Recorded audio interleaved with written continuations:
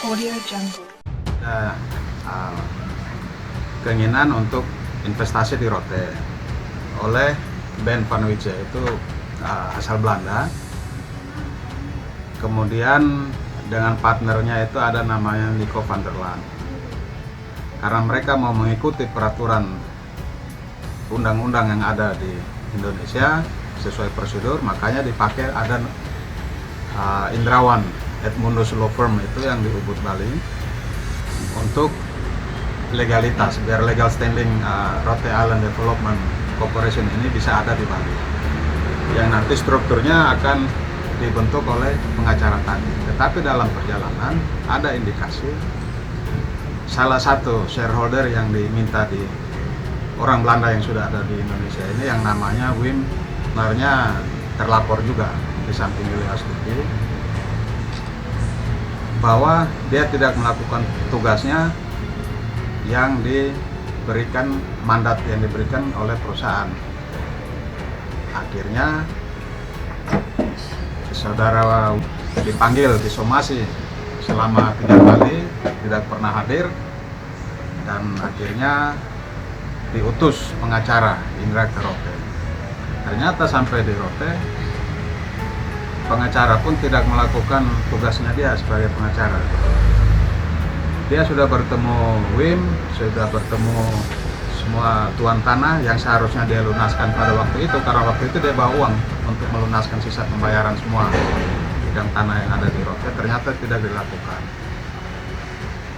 Malah dia ada indikasi dia bekerja sama dengan Wim, yang notabene seharusnya dia bawa ke Bali untuk mempertanggungjawabkan semua perbuatannya yang di Rote, yaitu memakai uang perusahaan untuk membeli bidang tanah, tetapi tidak diakui sebagai milik perusahaan atau milik Ben dan Nico sebagai investor, tapi milik dia dan Yulia.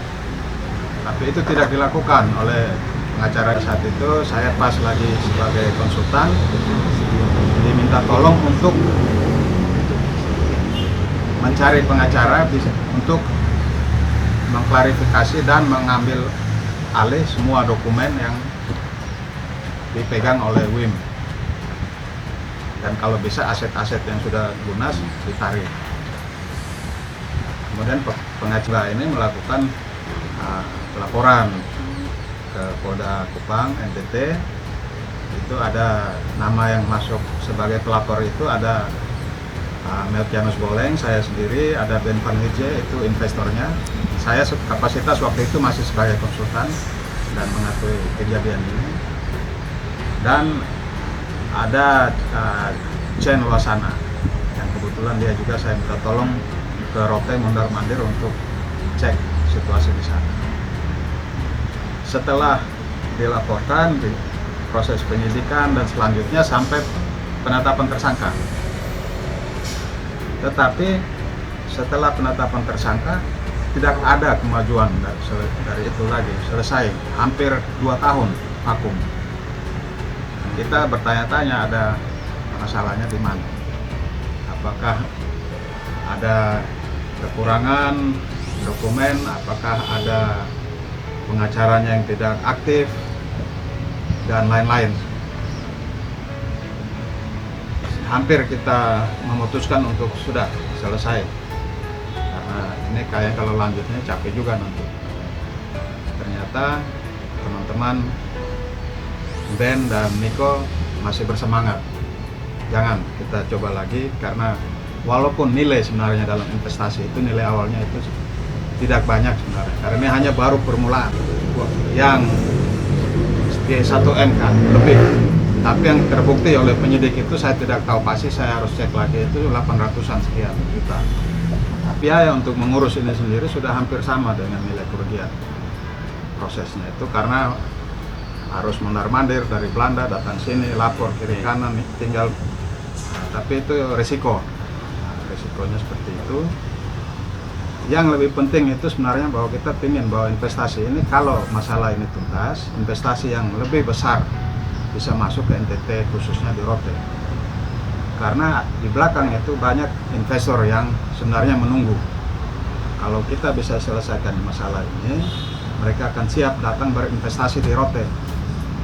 Bukan hanya Ben atau Niko atau saya sebagai putra daerah, tapi banyak, ada 5 orang yang sebenarnya sudah bersiap, cuman mereka mundur, takut, gerah, tidak percaya diri, tidak yakin karena masalah ini.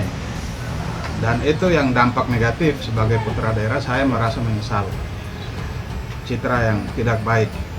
Kita dengan pengacara baru itu ya, melaporkan kejadian ini, kita diundang ke gedung ruangan Swasda Polda NTT, diklarifikasi. Ada hasil klarifikasinya, mereka langsung memproses lagi.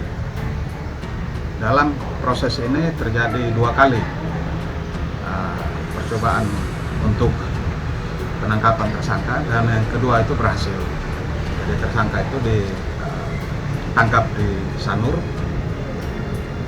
dengan kerjasama antara Polda NTT dan Polda Bali, terutama tim cybernya Polda Bali, mereka dan IT dari Polda NTT, mereka bisa menangkap tersangka dan dibawa ke Kupang.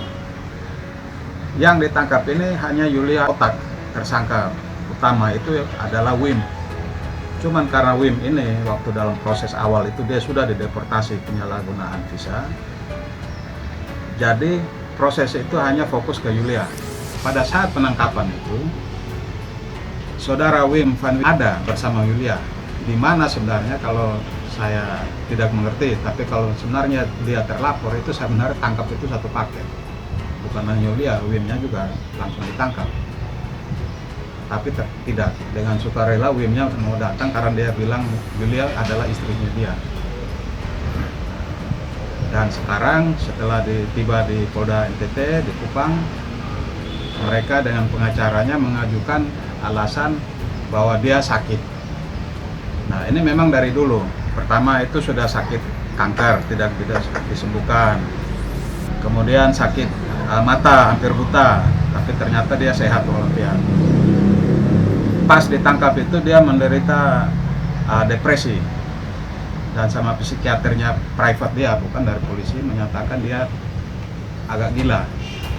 Tetapi setelah di rumah sakit di Polda Bali di Trijata, psikiater di Trijata menyatakan dia sehat dan bisa dibawa ke Kupang. Pengacaranya dia menyatakan bahwa dia menderita HIV. Akhirnya sesampai di Kupang, menurut penyidik dan menurut pengacara saya, bahwa dia diperiksa di rumah sakit Bayangkara dan sudah ada hasilnya bahwa dia positif HIV. Tetapi karena tidak bisa, penyidik merasa tidak mampu untuk menahan lebih lama, masalah karena biaya mungkin tidak bisa makanan, minuman tiap hari, ditambah dengan kondisinya dia, akhirnya dikembalikan ke pengacaranya dia untuk ditahan di bawah pengawasan Polda NTT. Itu berita yang disampaikan oleh pengacara saya dan juga kepada saya. Nah, untuk itu saya hanya mengharapkan bahwa setelah tersangka ada yang sudah menjadi DPO ini, karena sudah ada surat DPO, bisa diproses sesuai peraturan yang berlaku, sesuai SOP, dan bisa berjalan lancar tanpa ada intervensi. Entah itu intervensi dari dalam internal Polda sendiri atau dari luar pihak ketiga, keempat yang saya tidak tahu. Jadi mudah-mudahan murni, kalau memang dia sakit dan dirawat sesuai prosedur. Kalau memang dia tidak bersalah, nanti silakan di pengadilan biar hakim, jaksa dan lain-lain menentukan bahwa dia tidak bersalah dan bisa bebas. Atau kalau memang kita yang tidak kurang atau cukup bukti, silakan, tidak apa-apa, asal di pengadilan. Jangan sebelum sampai di pengadilan kemudian tidak diproses karena alasan yang dibuat-buat.